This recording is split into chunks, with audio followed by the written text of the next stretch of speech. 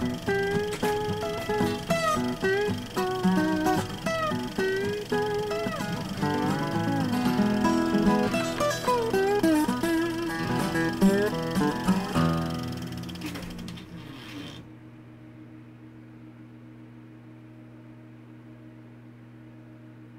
have to create a reality as a director, as a writer. You have to, like, I like to make it akin to playing God, because you create your own universe, and you populate it, you set things in motion, you figure out what you're going to do with it, and in the end you decide how it comes out.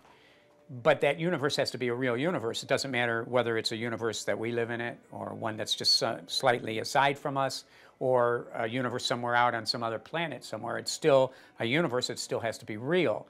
And if it's real, then the people who inhabit that universe have to have real relationships, and have to have communication between themselves the way people would have normal communication. So when we attempted this particular film, because of the nature of the piece and how hard it was, I did 6 hours of rehearsal with the two actors. I mean, they're confined to a bedroom, basically, for the most part of this thing, which doesn't give them much time to explore who they are or explain it to the audience. So we had to create those relationships, or the relationship between them and the world that they inhabited, and this was the means to do it. We rehearsed it for 6 straight hours until we had all the lines working right and the relationship worked right, so that when we stepped foot on the set, they were there already. It wasn't something that we would have to create as we went along on set, as a lot of films are. So,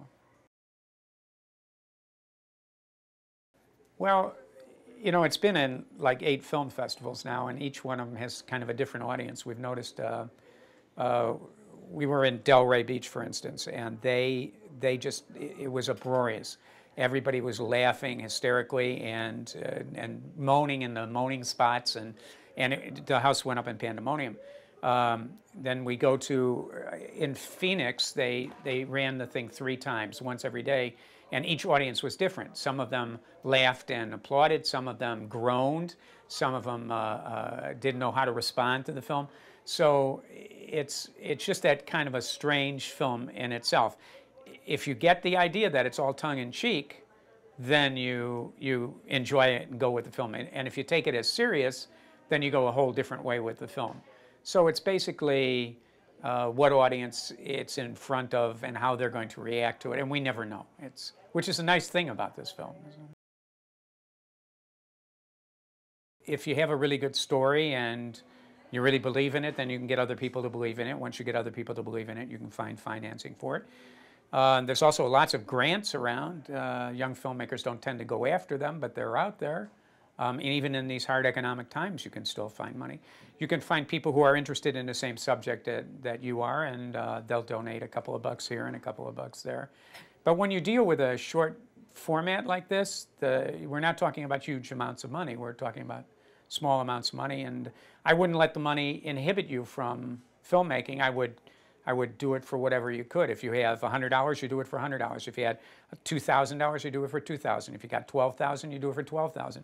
You just do it. The object is to make as much film as you can, as many times as you can, and get better and better and better at it.